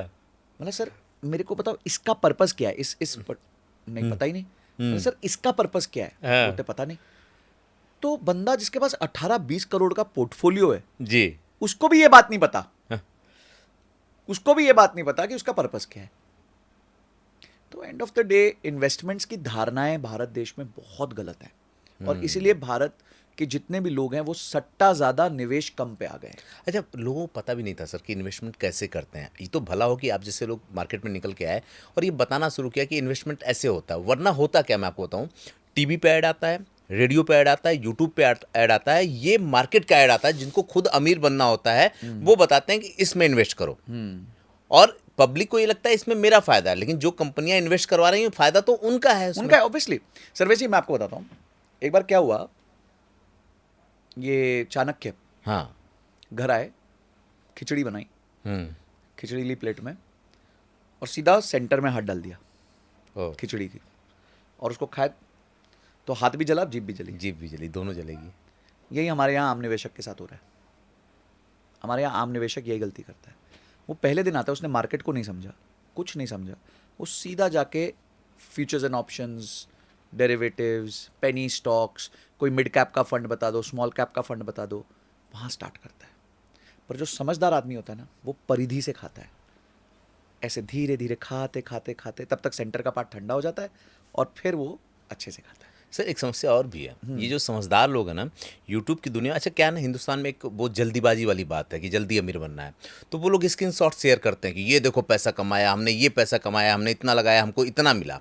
तो जो दूसरा दर्शक होता है ना, क्योंकि वो इन्फ्लुएंसर के तौर पे काम कर रहे होते हैं, तो उसको लगता है यार ये तो कमा ही रहे हैं, ये अपना डैशबोर्ड भी दिखा रहे हैं, हमको यहाँ से पैसा भी दिख रहा है, इनके बैंक अकाउंट भी दिख रहा है, वो उस ट्रैप में फंस जाता है। ऐसे में फंसने से बचने के लिए क्या करना चाहिए, और कैसे उसको ये पता चले कि जो सलाह दे रहा है वो सही है या गलत है? देखिए सर्वेश जी, समझो आप मेरे घर है ठीक है। और मेरे घर के बाहर लिखा है कि बिवेयर ऑफ डॉग्स। इसका मतलब क्या, मेरे घर में कुत्ते हैं। हाँ। अब लिखा, मैंने तो लिख दिया बाहर बिवेयर ऑफ डॉग्स, आप चौड़े होकर अंदर घुस गए बिना बिवेयर हुए, तो गलती मेरी है। तो गलती आपकी, कुत्ते की नहीं ना मेरी है। मैंने तो बता दिया था कि भाई बिवेयर ऑफ डॉग्स, और डॉग ने अपना काम कर दिया जो वो करता है, वो तो रक्षा करेगा। मुद्दा ये है कि आपको अगर कोई आके चिपका के गया है कहानी, तो ये गलती उसकी नहीं है, आपकी है, वो तो बहुत समझदार है। इसीलिए वो 99% वाली बात सेबी ने लिख रखी है। बिल्कुल, इसलिए वो 1% में होगा, आप 99 में होगे। अगर आपसे कोई ऐसे वादे करे, हम कहते हैं जंगल में सुंदर लड़की चुड़ैल होती है, ठीक है, मतलब आपको कोई ऐसा वादा कर दे जो पॉसिबल ही नहीं है, तो आप समझ जाओ कि वो पॉसिबल ही नहीं है, वो जंगल की सुंदर लड़की है। हमें क्या पता वेश बगल के चुड़ैल हो, बात तो सही क्योंकि जंगल में सुंदर लड़की तो मिलती नहीं। है। तो आपको जब भी ऐसा कोई अपॉर्चुनिटी मिले, एटलीस्ट 3-4 लोगों से बात करो। लोग क्या है, पैसे को लेके वो सोचते हैं यार इसको बताऊंगा ना, इसको भी पता चल जाएगा, इसके भी पैसे डबल हो जाएंगे। यही अरे होता है। तेरे पैसे आधे होने वाले भाई, यही होता उसके डबल तो छोड़, तेरे आधे हो जाएंगे। है। वो बताएगा लेकिन फंसने के बाद, फंसने के बाद बताएगा, अरे यार मेरे से ये हो गया, उसके पहले सलाह नहीं लेगा। तो आप समझो कि जो चीज नॉर्मल नहीं है, अब अगर ये सब हो रहा होता तो मुकेश अंबानी भी एफएनओ कर रहे होते, वो भी अपना पैसा डबल कर रहे होते हर साल। तो वो नहीं करते हैं, उसका एक रीजन है, क्योंकि वो मानसिकता से अमीर है, आप मानसिकता से गरीब हो। गरीब हो, ये बड़ी बात है सर। हाँ। ये बड़ी बात है। आप जिस चीज में, अच्छा मार्केट आपके कंट्रोल में है, अब नहीं। इसराइल ने ईरान पे दाग दिया, ईरान ने इसराइल पे दाग दिया, मार्केट 10% नीचे गिर गई, आपके हाथ में कुछ है? कुछ नहीं है। आप नेतन्याहू को कुछ बोल लोगे या खिमेनी को कुछ बोल लोगे? कुछ नहीं कर सकते आप भाई, वो तो मार्केट है। तुम क्या कर सकते हो? तुम अपनी तनख्वाह बढ़ाओ, अपनी इनकम बढ़ाओ। बिल्कुल सही बात है। तुम आके 7 बजे लाश की तरह पड़ जाते हो और 4 घंटा तुम नेटफ्लिक्स देख सकते हो रात को 11 बजे तक। यार एक किताब पढ़ लो, एक कोर्स देख लो, एक पॉडकास्ट देख लो, कुछ सीख लो, कोई नई एक स्किल सीख लो। 4 घंटे आप फालतू कोई शो को दे दोगे और बोलोगे आई एम बिंज वॉचिंग, उसको शेयर करोगे या रीलों को देख लोगे 2-2 घंटे, उससे अच्छा अपने पर कुछ निवेश कर लो। अपने ऊपर कोई मेहनत नहीं करना चाहता सर्वेश जी, और कर दे तो इनकम दुगुना नहीं 4 गुना 4 गुना हो जाएगा। इनकम का कोई रोक थोड़ी है ना। आज मैं 1 लाख रुपए महीना कमा रहा हूं, कल मैं 10 लाख भी कमा सकता हूं। पर खर्चों पे तो जितना होगा उससे जीरो से नीचे क्या लेके जाऊंगा खर्चों को। बात तो सही है। तो इसलिए मैं लोगों को ये समझाता हूं कि खर्चों को, निवेश को एक साइड में रखो, उसका एक प्लान बनाओ और उस प्लान के साथ अधीन चलते रहो, बस। सर मुझे जरा इन तीनों के बारे में बता दीजिए, एक्टिव इनकम, पैसिव इनकम और रिकरिंग इनकम, और इसमें से कौन सी बेहतर है? देखिए भाई, आपको केचप बनाना है, हाँ, तो आपको क्या चाहिए? किससे केचप बनेगा? वो उसको टमाटर से। टमाटर चाहिए। पनीर बनेगा तो किससे बनेगा? दूध से। ठीक है, यानी कि टमाटर केचप का रॉ मटेरियल हो गया, दूध पनीर का रॉ मटेरियल हो गया। इसी तरह पैसिव इनकम का रॉ मटेरियल एक्टिव इनकम है। ओके। अगर आपके पास एक्टिव इनकम होगी तो पैसिव इनकम बनेगी। अगर एक्टिव इनकम ही नहीं होगी तो काहे की पैसे, अगर तुम्हारे टमाटर ही नहीं होंगे तो केचप काहे का बनेगा? बात तो सही है। बोले क्या, कम टमाटर होंगे तो कम केचप बनेगा, ज्यादा टमाटर होंगे ज्यादा केचप बनेगा।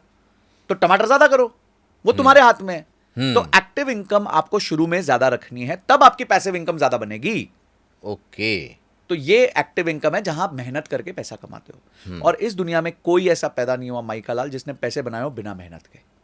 ये तो बात सही है। ठीक है, या तो आपके पास जनरेशनल वेल्थ है, आपके पिताजी एक बहुत बढ़िया पेड़ लगा गए, ऐसा पेड़ लगा गए जिंदगी भर आप उसमें से फल खा रहे हो, कहते तो जैसे लोग- हम अपने बच्चों के लिए लगाने की कोशिश कर रहे हैं। अगर नहीं है, देखिए सर्वेश जी, लाइफ में ना लोग या तो रेसिंग लाइन से बहुत आगे स्टार्ट करते हैं जो अमीर घराने होते हैं, हाँ, या रेसिंग लाइन से बहुत पीछे स्टार्ट पीछे करते हैं जिन पे उधार होता है, जो गांव से आते हैं, जिन पे बहुत सारी लाइबिलिटीज होती है, या हमारे जैसे कुछ लोग थे जो जीरो से स्टार्ट करते हैं। ऐसे कोई बहुत बड़ा बैकअप नहीं था, पिताजी ओएनजीसी में काम करते थे, ऐसे उन्होंने पढ़ा लिखा दिया, बोले तुम पढ़ लिख लो बस, उसके आगे कुछ बहुत ज़्यादा नहीं है अपने पास देने को तुम्हारे को। तो हम जीरो वाले थे, हम तो खुद ही भाग रहे हैं तब से। आज भी एक्टिव इनकम पे फोकस करते हैं, पहले भी करते थे। हाँ, धीरे धीरे अपना पैसिव इनकम का फंड बना लिया, उसको एक जगह पे लेके आगे ताकि सुरक्षित महसूस करें। तो एक्टिव इनकम है जब आप मेहनत करके पैसा कमाते हो। जब उस मेहनत के पैसे से आप निवेश करते हो तो कुछ सालों बाद जाके आप उस निवेश में से खा सकते हो। पेड़ लगाओगे तो पेड़ पहले 3-4 साल 5 साल में लगता है, फिर उसमें से फल आता है, फिर आप फल खाते हो। तो पैसिव इनकम फल है। ओके, ठीक है। और अगर अच्छा पेड़ लगाओगे तो हर सीजन में फल आएगा, तो वो रेकरिंग है कि भाई हर सीजन में फल आता रहे, फल आता रहे, फल आता रहे, फल आता रहे, तो वो रेकरिंग इनकम हो गई आपकी। ये तो बात होगी सर उन लोगों के लिए जो कि नौकरी पेशा है। आप कहते हैं कि आप व्यक्ति को भी ब्रांड बना सकते हैं और धंधे को भी ब्रांड बना सकते हैं, उसके बाद ही चीज़ें बड़ी हो सकती हैं। तो ये कैसे, व्यक्ति कोई ब्रांड कैसे बन सकता है, उसका फ़ायदा उसको क्या मिलेगा, और अगर कोई ब्रांड, कोई संस्थान ब्रांड बनता है तो वो कैसे बन सकता है? देखिए, आप बात समझिए कि आज अगर आप एक छोटा सा बिजनेस चालू करते हैं, ठीक है तो आपकी लिमिट तो वही क्षेत्र है जी, जिस क्षेत्र में आप ऑपरेट कर रहे हैं। ठीक है तो आप नोएडा में हैं तो हम नोएडा में ही होंगे ज़्यादा से ज़्यादा। जी, पर अगर आप खुद सर्वेश जी ब्रांड बन जाते हैं उस कंपनी के, अपनी कंपनी के, और वीडियोस बनाते हैं, लोगों को एजुकेट करते हैं, अपनी कंपनी का बोलबाला करते हैं, तो इंटरनेट की तो कोई लिमिटेशन नहीं है ना। नहीं है। आपको यूएस में भी बंदा देख रहा है, भारत के हर जगह से देख रहा है, नेपाल में भी देख रहा है, बांग्लादेश में भी देख रहा है, पाकिस्तान, हर जगह देख रहा है। तो यानी अब आपने अपने सामान को पूरी दुनिया के लिए ओपन कर दिया है। ओके, तो आपकी ज़्यादा सेल कब होगी? जब आप एक क्षेत्र में होगे या आप दुनिया के लिए ओपन होगे। ऑब्वियसली दुनिया के लिए जब ओपन होगे तो आपकी सेल की पॉसिबिलिटी बढ़ जाती है। ठीक है। दूसरा है, माल आदमी उसी आदमी से खरीदता है जिस पे उसको विश्वास होता है। बिल्कुल। जब वो आपको बार बार देखता है, एक चीज़ के बारे में बार बार देखता है, तो उसको विश्वास हो जाता है कि यार सर्वेश जी बढ़िया आदमी है। समझो ये एक इनकी दुकान है जिसमें ये साबुन बेचते हैं, इनका कोई साबुन का ब्रांड है, तो इनका दिया हुआ साबुन बहुत बेहतरीन होगा क्योंकि आदमी बहुत बढ़िया है, बहुत अच्छी बात बताते हैं। ठीक है। तो आपका साबुन ज़्यादा बिकने लग जाएगा क्योंकि लोगों को ट्रस्ट आएगा। और क्योंकि अब आपका साबुन ज़्यादा बिक रहा है और लोग आपके नाम से बेच रहे हैं, आपका मार्केटिंग का खर्चा, होर्डिंग, एडवर्टाइजमेंट, टीवी, ये सब कम हो जाएगा। यही है। आप आज जैसे उन्होंने पर्सनल ब्रांड बनाया, किन्होंने, अमन गुप्ता जी ने, बोट के जो फाउंडर हैं। तो आप अगर देखेंगे उनका पर्सनल ब्रांड बना ना, उससे पहले उनकी सेल्स ऐसी थी, जिस दिन पर्सनल ब्रांड बना सेल्स ऐसे हो गई। बिल्कुल। क्यों हुई? क्योंकि लोगों को भरोसा हो गया कि यार ये बंदा है ब्रांड के पीछे। अच्छा, नया ट्रेंड भी आया क्या कि व्यक्ति अपने आप को बड़ा बनाता है तो धंधा बहुत तेजी से बड़ा हो जाता है, वरना धंधे को बड़ा बनाने में बहुत टाइम लगता है। बिल्कुल। अगर वो धीरे, दोनों को बनाए, ऐसा नहीं है। देखिए, आपने बहुत हो हल्ला कर दिया और पीछे पकवान फालतू निकले, फिर खत्म हो गया। तो आपको प्रोडक्ट पे भी मेहनत करनी है, एंटरप्राइज पे भी मेहनत करनी है, और इन दोनों के मेहनत करते करते अगर आपने साथ में ब्रांड बना लिया तो आपको ज्यादा जल्दी सक्सेस मिलेगी और कम कॉस्ट पे मिलेगी। नहीं तो मार्केटिंग कॉस्ट वैसे खत्म कर देती है बिजनेस को, आपको पता है मार्केटिंग कॉस्ट बहुत महंगी होती है। तो व्यापार में अगर आप मार्केटिंग कॉस्ट बचा गए तो अब तो वो पूरा आपका जेब का मुनाफा है। एक और चीज़ होती है सर, जिसकी वजह से ना लोग बर्बाद हो जाते हैं, या कहिए कि बहुत लोग सुसाइड कर लेते हैं, बहुत से बिजनेस बर्बाद हो जाते हैं, लोगों के घर बर्बाद हो जाते हैं। वो होता है कर्ज, और इसका कोई मैनेजमेंट नहीं होता। ये कर्ज से मुक्ति कैसे पा सकता है कोई भी? बहुत अच्छा आपने क्वेश्चन पूछा। ऋण और रोग, ऋण और रोग, ये दो चीज़ें हैं जो इंसान को ख़त्म कर देती हैं। देखिए, क्या होता है कि जब आप समझे जिम गए, अभी पहली बार जिम गए, तो आप पहले जाते 50 किलो का डंबल नहीं उठा सकते। आप पहले 5 का उठाओगे, फिर 10 का उठाओगे, फिर 20 का उठाओगे।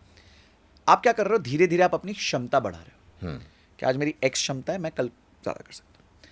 आज लोग बहुत हाई तौबा मचाते हैं कि रिलायंस का 1.5 लाख करोड़ का उधार है।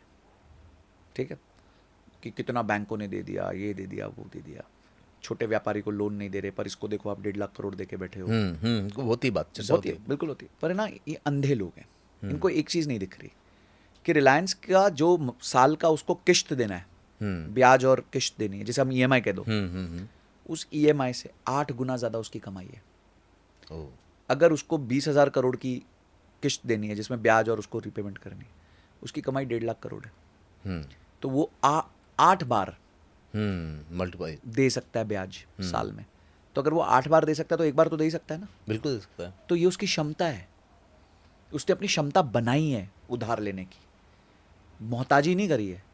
बिजनेसेस क्रिएट किए हैं जिसमें कैश फ्लो आता है, जिस कैश फ्लो से वो लोन उतार सकता है, उसको कोई परेशानी नहीं है। इसलिए उसके लिए 20,000 करोड़ का ब्याज भी बहुत कम है, फर्क नहीं पड़ता उसको। पर यही एक व्यक्ति ने 10 लाख का लोन लिया और उसकी कमाई 5,000 रुपया महीना भी नहीं है, तो 10 लाख का भी लोन उसके लिए बहुत बड़ा है। यही गलती होती है, लोग सोचते हैं कि लोन ले लो धंधा बड़ा कर लेंगे, नहीं, पहले क्षमता बनाओ, और वही लोन उसको मार देता मार देता है। क्योंकि लोन है ना, 26 जनवरी को भी काम करता है, 15 अगस्त को भी काम करता है, दिवाली पे भी काम करता है, होली पे भी काम करता है। आप 8 घंटे सोते हो, लोन नहीं सोता। आप 8 घंटे सो जाते हो, ब्याज सोता है क्या? कभी नहीं सोता था वो तो। संडे को भी काम करता है वो, तो आप करता नहीं करो है। वो करता है।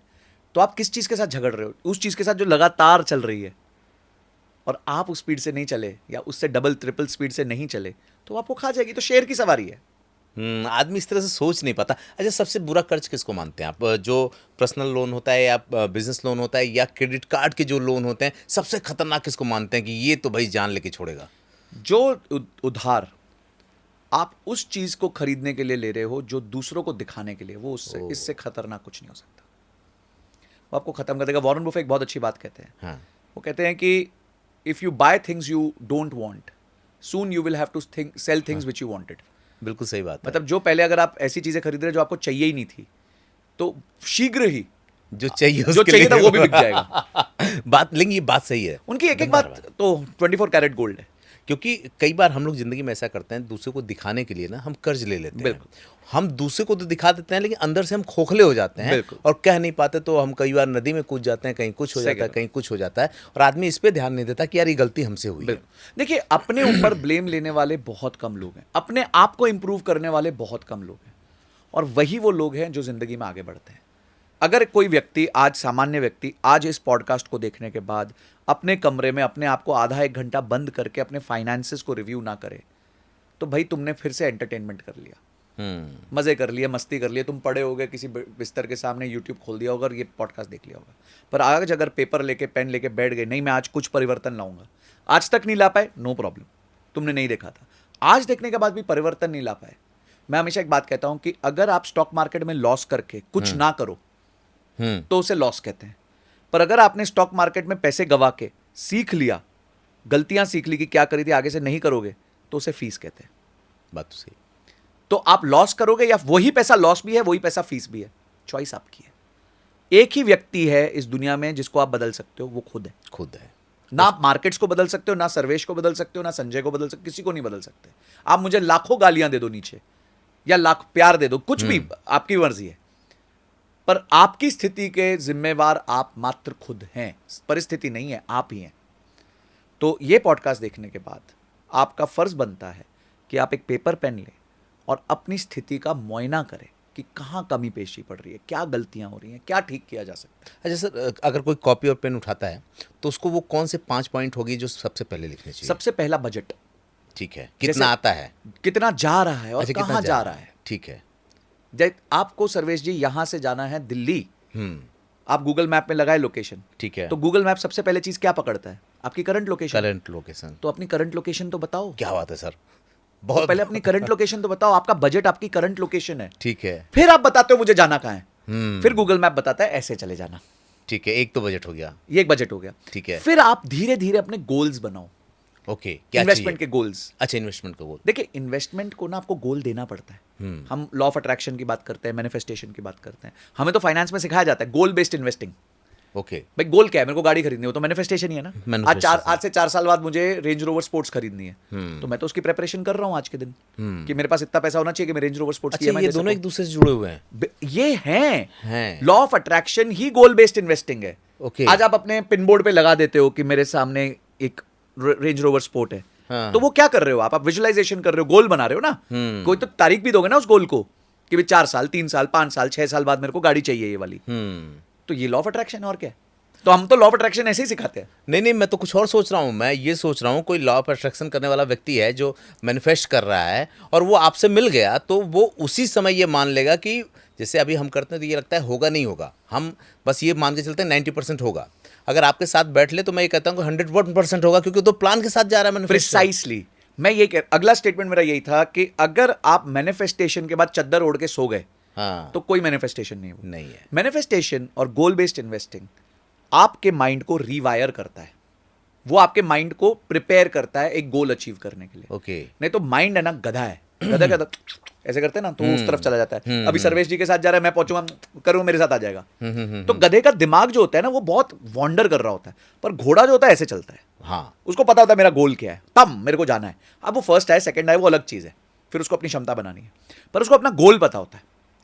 इसी तरह आपको अपना गोल पता होना चाहिए, तो आप भी गधे बन जाओगे, ऐसे करेगा कोई और आप निकल लोगे उसके साथ। एक चीज़ तो तय है कि पैसा आप चाहें कितना कमा लीजिए, अगर उसको सही तरीके से प्लान नहीं किया, या आपके पास इन्वेस्टमेंट प्लान नहीं है, तो वो पानी की तरह इधर उधर इधर उधर से निकल जाएगा। और हमारे यहाँ बुजुर्गों ने कहा कि जहाज़ कितनी भी बड़ी हो, कितनी भी बड़ी जहाज़ हो, लेकिन अगर उसके पेदी में छेद एक हो गया, छोटा छेद तो वो गया, खत्म कर देता है। एक जैसे मैंने आपको रोनाल्ड रीड की स्टोरी बताई, हाँ, हाँ। जो एक जैनिटर थे, हाँ, ऐसे एक व्यक्ति थे जो एक इन्वेस्टमेंट बैंकर थे। अब इन्वेस्टमेंट बैंकर वो व्यक्ति होता है जिसको फाइनेंस की डिग्री होती है, फाइनेंस की नॉलेज होती है, और वो उस सर्कल में बैठा होता है। ओके। और इन्वेस्टमेंट बैंकर डील्स कराता है, बड़ी बड़ी डील्स कराता है। हम्म अब एक ऐसा व्यक्ति 2008 से पहले उसने बहुत पैसा बनाया, हम्म पर जब भी वो पैसा बना रहा था, या तो वो कोई गाड़ी खरीद लेता था, हम्म या वो कोई लग्जरी ट्रिप कर लेता था। हम्म जैसे ही 2008 का रिसेशन आया, हम्म तो मार्केट खत्म हो गई, खराब हो गई, फिनिश्ड हो गई, उसका जॉब चला गया, उसके पास सिर्फ लाइबिलिटीज थी, ₹1 का असेट नहीं था। अब ये वो व्यक्ति है जिसको फाइनेंस की पूरी नॉलेज है, और बताइए। एक दूसरी तरफ झाड़ू मारने वाला है जिसको फाइनेंस की जीरो नॉलेज है। ठीक है, पर वो जो व्यक्ति था उसने अपने ऊपर काबू रखा, बेसिक काम किया, लालच नहीं किया, और धीरे धीरे निवेश करके अपनी वेल्थ बनाई। और ये आदमी जो लाखों करोड़ों कमाता था, उसने उधार लिए, बड़े घर लिए, बड़ी गाड़ियां ली, जिसकी बाद में कोई वैल्यू नहीं थी, उसकी जॉब चली गई और उसके पैसे खत्म हो गए। फाइनेंस, आप अपने जीवन में पैसा आप कितना रखते हो, ये ज्यादा इंपॉर्टेंट है देन आप कितना पैसा बनाते हो।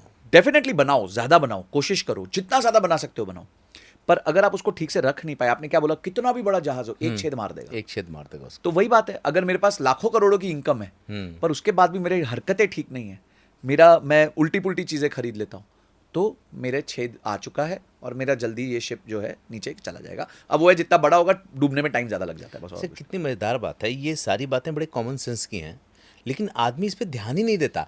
पूरी उम्र तो भागता है पैसे के लिए, कमाता भी है, लेकिन कैसे पैसे को खर्च करना, वो कभी इसके बारे में सोचता ही नहीं है। नहीं। आपको मैं बताऊं, हम कहाँ जितना दूर जाते हैं।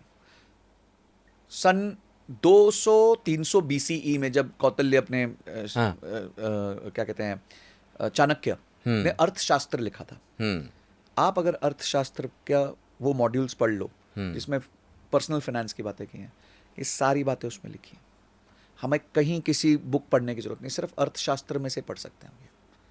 अर्थशास्त्र की 15 किताबें हैं, उन 15 किताबों में इन सारी चीज़ों का विद एग्जाम्पल, विद फ्रेमवर्क वर्णन है कि आपको कम खर्च करना चाहिए, जितने मीन्स हो उसमें रहना चाहिए, उधार नहीं लेना चाहिए, ऐसे लोगों की नहीं सुननी चाहिए जो आपको क्विक रिच बना, ये लिखा है अर्थशास्त्र में। कितनी गजब की बात है उसमें। इसी बात से याद आया जो आपने कहा मुझे, ये मार्केट में हम घुस के पैसा कमाते हैं, और मार्केट के गिद्ध तमाम तरह की योजनाओं को लेकर के, तमाम तरह के प्रचार को लेकर के बैठे हैं कि बेटा जितना पैसा तुम्हारे घर में जा रहा है ना, उसके दहलीज पे पहुंचने से पहले मैं निकाल लूंगा तुमसे। बिल्कुल बिल्कुल, क्योंकि उनको खेलना आता है, उनको खेलना आ चुका है, और वो आपके साथ खिलवाड़ कर रहे हैं, और आप उनको खेलने दे रहे हो अपने आप के साथ। इसलिए वापस वॉरेन बफे में एक बात कहते हैं, वो कहते हैं कि the market is a place to transfer wealth from impatient to patient. यानी जिसके पास धैर्य नहीं है वो अपना पैसा खो बैठेगा उस आदमी को जिसके पास धैर्य है, पेशेंस है। ये तो बुजुर्गों ने भी कहा है कि अगर धैर्य है तो आप कोई भी बाजी जीत सकते हैं। बिल्कुल। आजकल एक बात बहुत ज़्यादा आती है मार्केट में, योजनाएं चल रही हैं, सरकार भी उसका प्रचार कर रही है। मैं आपसे समझना चाहूँगा, रिटायरमेंट प्लान की बात होती है, ये क्या है, कितना उचित है और कैसे करना चाहिए? देखिए, रिटायरमेंट प्लानिंग बहुत इंपॉर्टेंट है आपकी लाइफ में, क्योंकि आप धीरे धीरे जब आप यंग होते हैं तो आपके पास ह्यूमन कैपिटल होता है, फाइनेंशियल कैपिटल नहीं होता। यानी अब आप काम कर सकते हो पर आपके पास पैसे नहीं है। धीरे धीरे धीरे धीरे आपकी ह्यूमन कैपिटल खत्म होती है, और अगर उस दौरान आपने फाइनेंशियल कैपिटल पकड़ के नहीं रखी या गैदर नहीं करी, तो आपकी कुछ सालों बाद जाके ह्यूमन कैपिटल भी खत्म हो जाएगी और फाइनेंशियल कैपिटल भी खत्म हो जाएगी। तो यानी जैसे जैसे आपकी ह्यूमन कैपिटल खत्म हो रही है, वैसे वैसे आपकी फाइनेंशियल कैपिटल बढ़ती रहनी चाहिए, ताकि आप एक अच्छा रिटायर्ड जिंदगी जी सको। मतलब अगर सीधे सरल भाषा में समझें तो आपका शरीर जैसे जैसे कमजोर हो रहा है वैसे वैसे आपका बैंक बैलेंस बढ़ना चाहिए, ताकि जब आप बुढ़ापे में हो, हाँ। जब आपके आसपास कोई ना हो, साथ नहीं कोई देने वाला हो, तो आपका ये जो बैंक बैलेंस है ये आपके साथ खड़ा हो जाए और उसके साथ 2-4 लोग और खड़े हो जाएंगे। बिल्कुल। अभी मैं एक 55 साल की लेडी का हम फाइनेंशियल प्लान कर रहे थे। अच्छा। और सीनियर पोजीशन, अच्छा, लोग यहाँ तक पहुंच जाते हैं लेकिन उनके पास जीरो plan नहीं। SIP, ₹1 का निवेश नहीं है उनके पास। 55 साल की लेडी है, 2.5 लाख रुपए महीना कमाती है, इमरजेंसी फंड नहीं है उनके पास। अच्छा, मैं तो आपको ऐसे पता ही नहीं कितनी केस स्टडीज दे सकता हूँ, मेरे पास तो पिटारा है पूरा। अच्छा, मजेदार बात क्या ना सर, कि जो आप बता ना इमरजेंसी फंड, इस तरह का कैपिटल लोगों को पता नहीं होगा। हमारे ज़माने में मैं कहूँगा हमारे बाबा दादा लोग ऐसा करते थे कि थोड़ा थोड़ा पैसा रखते थे कि यार ये कहीं चावल में डाल दो, कहीं आटा में डाल दो, कहीं अलमारी में हमारे डाल दो। जैसे आपने स्टार्ट किया था पॉडकास्ट महिलाओं से, हाँ। वो भी तो इमरजेंसी फंड था। इमरजेंसी फंड था, और हम लोग ये सोचते थे अरे कहाँ यहाँ डाल के रखी, कहाँ वहाँ डाल के, हमको पता ही नहीं था। लेकिन बिना किसी डिग्री के उनको वो मैनेजमेंट आता आती था। उनका खर्चों पे कंट्रोल भी था। हाँ, उनका खर्चों पे कंट्रोल भी था। यहाँ मैं इनसे बात कर रहा हूँ तो मुझे समझ आ रहा है, ना इनका खर्चों पे कंट्रोल है, ना इनके पास कोई चीज़ है, ना इनके पास कोई इमरजेंसी फंड है, और ट्रैवल कर, मतलब पॉइंट ये है कि बिना अंडरस्टैंडिंग के ना कोई निवेश का प्लान कर रहे हैं, ना कोई खर्चों का प्लान कर रहे हैं, उल जलूल खर्चे करने का सोच रहे हैं, तो at the end of the day अगर आप ये सब करोगे तो आप कभी भी फाइनेंशियल फ्रीडम नहीं पा पाओगे। आप जिंदगी भर मरते दम तक बाय चॉइस नहीं, बाय फोर्स काम करोगे। एक होता है बाय चॉइस काम करते हो, जी मैं तो जिंदगी भर काम करूंगा, मेरे को जरूरत नहीं है पर फिर भी काम करूंगा। मुकेश अंबानी फॉर एग्जाम्पल, वो आपको क्या लगता है रिटायर हो जाए? कभी नहीं रिटायर होंगे, उनका आखिरी दिन उनका ऑफिस में ही होगा। ऐसे लोग बहुत लंबा चलते भी। हाँ, तो अब पर एक व्यक्ति होगा जिसको जाना पड़ेगा ऑफिस, भाई बीमार हूं तो भी जाना है, क्यों? क्योंकि अगले महीने की EMI नहीं भर पाऊंगा नहीं तो आप दोनों में से कौन से चॉइस लेना चाहते हो? मर्जी आपकी है, मेरी नहीं है। और इसको अगर लेना है तो फिर तो एक्सपर्ट के पास जाना पड़ेगा, या वो जो आप कह रहे थे कि उस स्किल्स को खरीद के पढ़ना ही पड़ेगा। बिल्कुल बिल्कुल बिल्कुल। एक बहुत सरल भाषा में ये आखिरी सवाल होगा, क्योंकि आपको भी निकलना है और ये समय आपने दिया, इसके लिए बहुत बहुत धन्यवाद सर। कि एक व्यक्ति जो शुरू से पैसे के पीछे भागता है और मरते दम तक पैसा नहीं जुटा पाता है, वो अपनी ज़िंदगी में सबसे बड़ी गलती क्या करता है? खर्चों पे कंट्रोल नहीं करता, खर्चों पे कंट्रोल नहीं करता, और सबसे बड़ी गलती करता है जैसे इनकम बढ़ती है वैसे ही खर्चे बढ़ा लेता है। अगर आपकी इनकम आज 50,000 रुपये महीना है, ठीक है, और आपके खर्चे 30,000 रुपये महीना है, तो आपके पास 20,000 का गैप है। अब अगले साल अगर आपकी तनख्वाह बढ़ गई 20% से, तो आपकी तनख्वाह हो गई 50,000 की जगह 60,000, खर्चे थे 30,000, आप उनको 40,000 क्यों कर रहे हो? बात तो सही है। आप उनको 33 कर लो, 34 कर लो, 35 कर लो। तो जो गैप पहले 20,000 था अब हो जाएगा 25,000। तो अगर आप अपने खर्चों की स्पीड को अपने इनकम की स्पीड से कम रखोगे तो ओवर टाइम वो गैप इतना बड़ा हो जाएगा कि वो आपको फाइनेंशियल फ्रीडम दे देगा। पर यही अगर आप रिवर्स करोगे कि खर्चों की स्पीड को आप इनकम की स्पीड से ज़्यादा तेज़ी से लेके जाओगे, तो एक पॉइंट आएगा कि खर्चे और इनकम एकदम इंटरसेक्ट कर जाएंगे और वहाँ आप फंस जाओगे, फिर आप उधार पे आ जाओगे। सिंपल सरल बात है। उधार पे आए तो आपकी न्याय, फिर उसके बाद तो रब राखा। रब रखा। दो चीज़ें आपको समझने की ज़रूरत है, और ये मतलब इस पॉडकास्ट में हर सवाल के बाद वो चीज़ रिपीट हुई है। पहली चीज़ तो ये कि जिनको ये भ्रम होगा कि पैसे बहुत हैं तो वो उस जहाज़ पे बैठे हैं जिसके पेदी में छेद अगर है तो उसका डूबना तय है। दूसरी चीज़ आप लोग बार बार सुन रहे थे, धैर्य। धैर्य धैर्य का मतलब ये है कि आज लगाएंगे तो आज नहीं पाएंगे, आज लगा के कल पाने की चाहत है तो वो जुआ है, इन्वेस्टमेंट नहीं है। शायद मैं अगर बहुत सही बढ़िया, कह, बिल्कुल सही कहा। अगर आज लगा के कल पाना है आपको तो वो जुआ है, इन्वेस्टमेंट नहीं है। इन्वेस्टमेंट के लिए तो आपको इंतज़ार करना पड़ेगा। ठीक वैसा ही जैसे सर ने एक एग्जाम्पल दिया था वो पेड़ लगाने का, पानी देने का, तो उस पर एक दोहा भी है कि धीरे धीरे रे मना, धीरे सब कुछ होए, माली सींचे 100 घड़ा और ऋतु आए फल होए। मतलब ये कि जब हम कोई पौधा लगाते हैं तो वो धीरे धीरे ग्रो करता है, और जो माली होता है ना उसको धीरे धीरे सींचता है, और जब उसका समय आता है ना तब वो फल देता है। ऐसा ही होता है आपके इन्वेस्टमेंट के साथ भी। आज के पॉडकास्ट में हम लोगों ने मैक्सिमम व्यक्तिगत रखा है, घर के ऊपर रखा है कि एक व्यक्ति अपनी ज़िंदगी में क्या क्या गलतियां करता है जिसके बाद वो बहुत कमाता है, उसके बाद भी बचा नहीं पाता, और किन चीज़ों को अगर वो बदल दे तो कमाए हुए धन से कहीं ज़्यादा वो बचा लेगा। अगली बार हम फिर बैठेंगे और हम बात करेंगे कि जो एक बिजनेस ओनर होता है ना उसके साथ क्या समस्याएं होती हैं, या जो एक मालिक होता है ना वो बहुत कमाता है, बहुत भागता है, बहुत जद्दोजहद करता है, उसके बाद भी तमाम स्टार्टअप क्यों डूब जाते हैं। तो मिलते हैं अगले एपिसोड में कुछ नई जानकारी लेकर।